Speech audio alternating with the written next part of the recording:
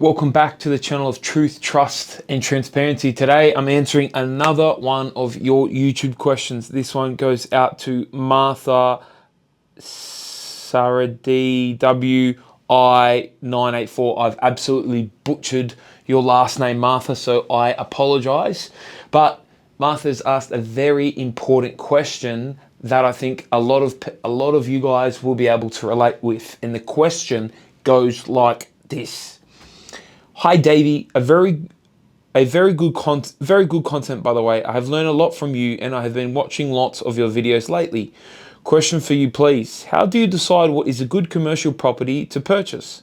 How to analyze a commercial property, how to determine which commercial to go for, what to look for, which websites to go for all the data and info, which location to go to, which location to avoid. I am aiming for WA or Queensland, but open to any other interstate areas. My husband and I are 37 years old. Both are accountants and we have one son. We went to our current mortgage broker who has told us that we can buy property, can be residential or commercial, for a max of 900K to $1 million. 900K to $1 million. That is with 390K equity, $96,000 of equity and 500K borrowing capacity. If I can borrow from the big four banks, and 7 to 800K, 7K to 800K. If we borrow from the second tier banks, we are based in Perth, Western Australia. I am eyeing for a commercial property in Western Australia, retail, industrial, office, block of units, because I want my growth and positive/neutral cash flow. I'm hoping that my husband and I can reduce my working hours in the next 7 to 10 years.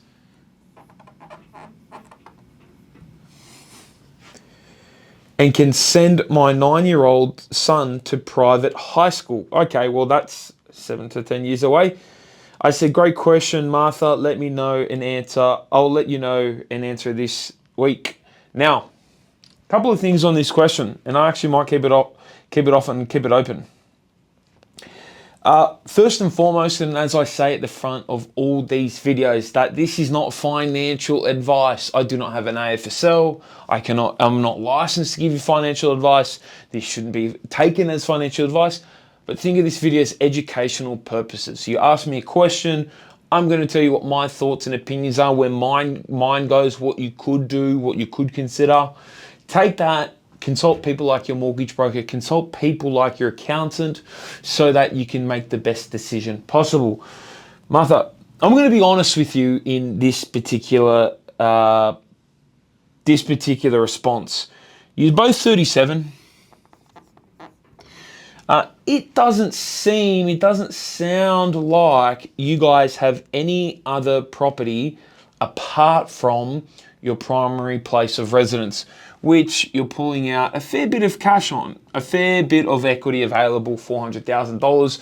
I don't really know what it's going to be worth in Perth, but you're probably sitting around a 40-50% LVR on that. So quite conservative, as accountants are, and you guys are accountants too. So look, if you don't have a property related accountant, or you are property related accountants, there's a lot of stuff for you guys to consider. But to be completely honest, the only time where I see people get into commercial first, or where I would kind of recommend it, or I see people take that leap, is when they have large chunks of cash available. Could be developers, could be successful business owners, doctors, people like that have that funds available to be able to get in there straight away.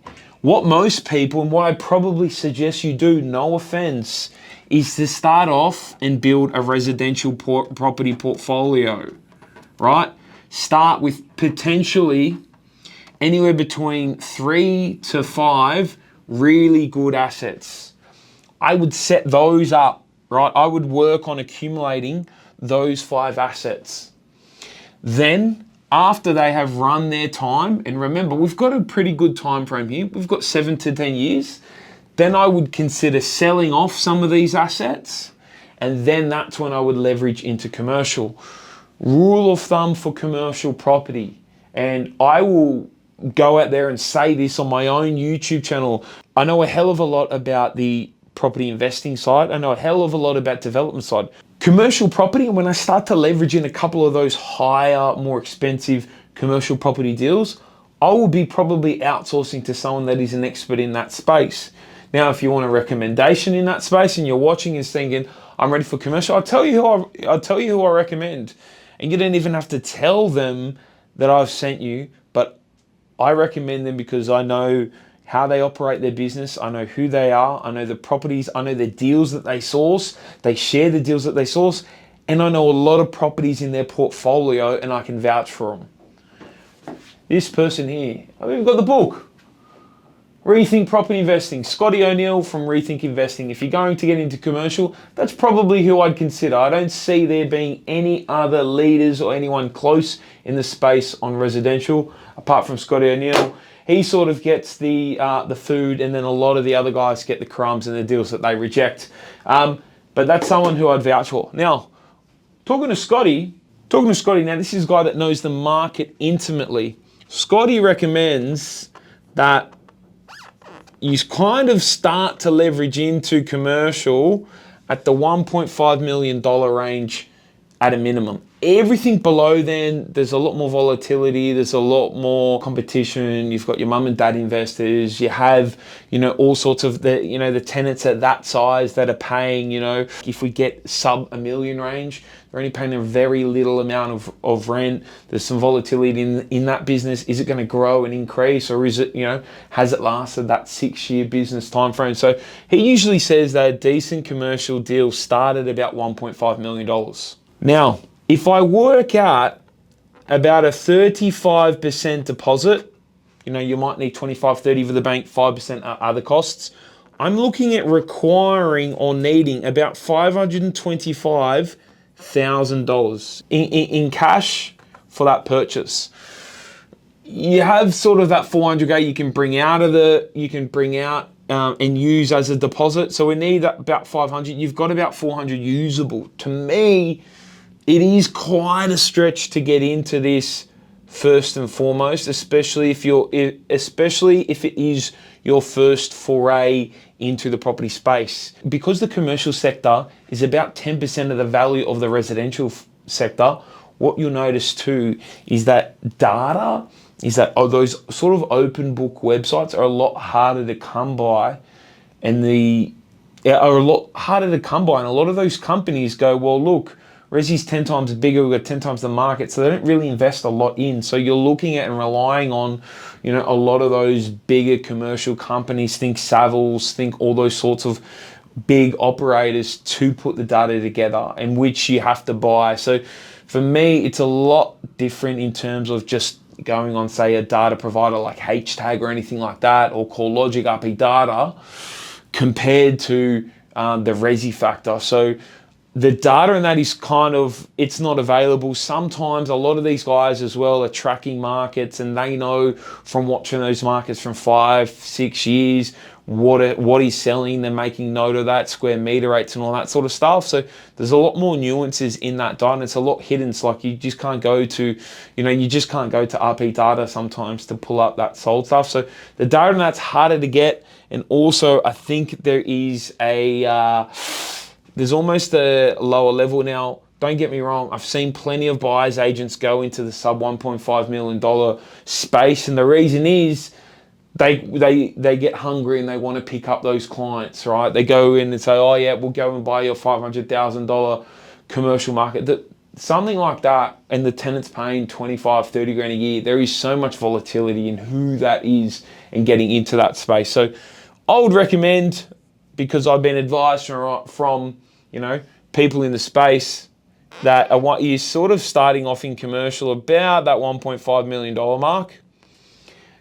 Now, in terms of your strategy and the rest of your question, let's read it. Now, the second mistake that I see in this question, you said, I'm eyeing for a commercial property in Western Australia. I wouldn't let geographical location, because that is the state that you're in, be the reason that you buy it. I would say for the amount that we're buying, and it's same with residential investing, you've probably missed the Perth market to invest in that in terms of the residential space. So it is for X amount of money, Where is my money? Where's the best investment that I can make? If it is a coincidence that that is also in Perth, then let it be it. But if we need to go elsewhere and it is in another state, let it be and spend your money there. So the good thing is you have time. So again, not financial advice, but how a lot of people, Martha, in your situation that I see them working is they start in residential, we work at accumulating assets, we then step one would be accumulate. Step one is accumulate. Step two is we hold.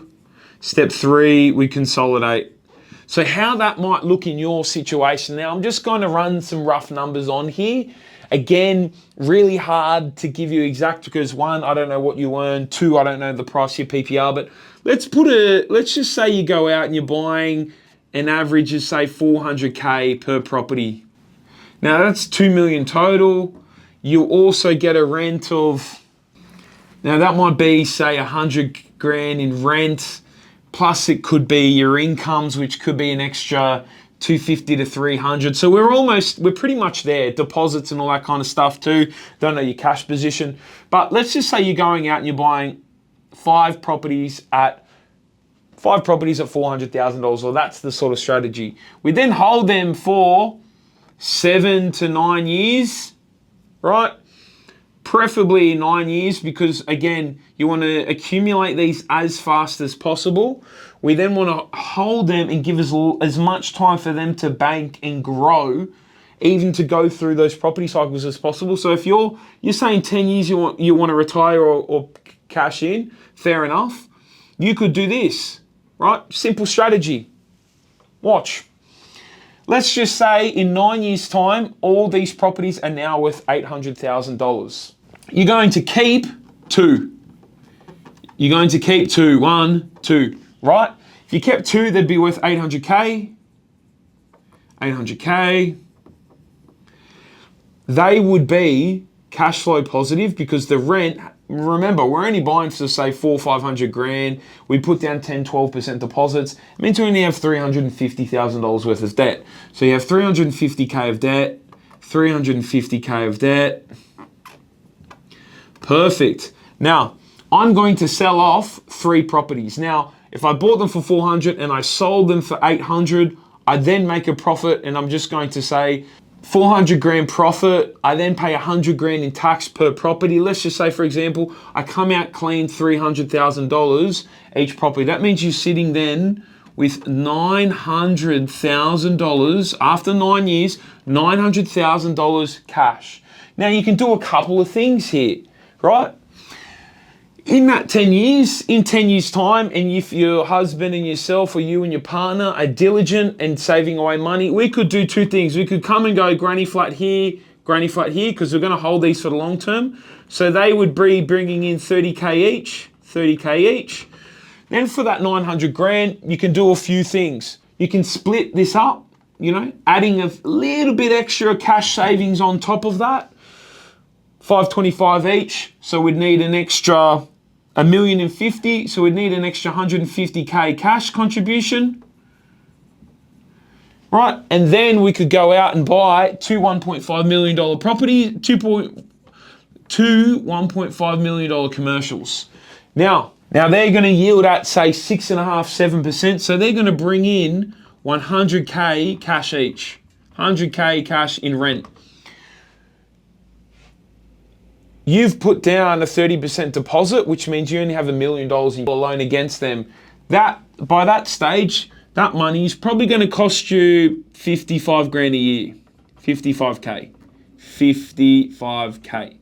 meaning you have a surplus of 45K per property, $90,000, 90K plus this 60K.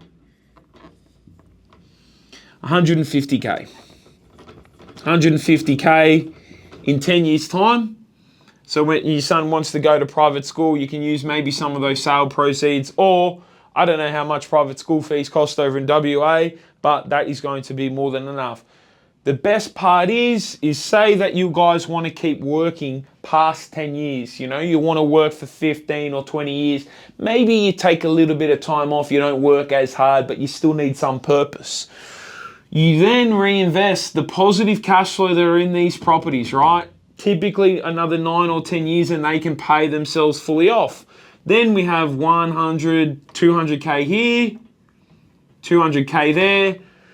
These properties, an extra 60, 260K, and we're not even including these paid off properties there. But something like that is a really good sort of balanced end portfolio. Because think, if the residential property, one of these is vacant, you would have built up a buffer. If not, we've got 30K a year passive income from each granny flat that we can use to offset some of that money if one of those are vacant. So usually I like to see a third in there. We haven't really put it in just because of the constraints, but two commercial, pretty well balanced. That would be an example of a plan. Now, what we do with our members inside our property investment course is we sit down and we give them, through the platform game plans, we give them like a 40-page questionnaire where they fill out, this is what we're earning, this is how much our current assets are, debts, liabilities, this is how much we can save, and this is the passive income that we want to reach. And we map all this out and we give everyone access to this online to their own plan. We show them a few different scenarios. So it could be an all resi scenario, it could be a resi commercial, it could be commercial only. We show them those scenarios, and then that way they can go in and go, okay, well, look, we bought the first one for 425. They can put that in, the yield and all that kind of stuff, and they can track their own portfolio. So Martha, this is an example, and this is just me spitballing off the top of my head. There's a lot of details missing from your end, but an example. I probably haven't seen too many people get into commercial first, especially with the money that you've got available. Typically, people start with resi, low barrier to entry, build the resi base up, let that mature over a 5, 7, 9 year period. Then we can sell some off when they've performed extremely well and put that cash into commercial. Because the issue as well that you're going to have, even if you said, Dave, we're going to borrow, you're using 400K of equity, you're using 500K of borrowing capacity, and you say you bought something for 900K. You have equity on top of a borrowing capacity. So you have equity on top of a loan. Your issue is with that is 900K. You're still going to have, now you might get that commercial property that is yielding at 6% or 5%. You might bring in, say for example, $55,000 a year, right? On a 900K asset. However, your money, the cost of that money is still going to be pretty close to, it might be $45,000 or it could be 50K per year, depending on the interest rate. So you almost net out maybe $5,000 a year positive if you go down this route. Whereas if you can sort of delay yourself a little bit more, build out a nice resi base, hold it, do nothing, enjoy life with your kid, enjoy life with your partner, then when the assets have grown, we sell down, we go granny flat, they'll give you 60K in itself. Maybe that's your school fees. And then the commercial ones that you buy, chucking in a little bit more cash yourself. Remember, these two $1.5 million purchases, well, oh my God, how's the drawing? He's been on Melbourne Cup. Lol jokes. This portion of the loan, that's a third of it.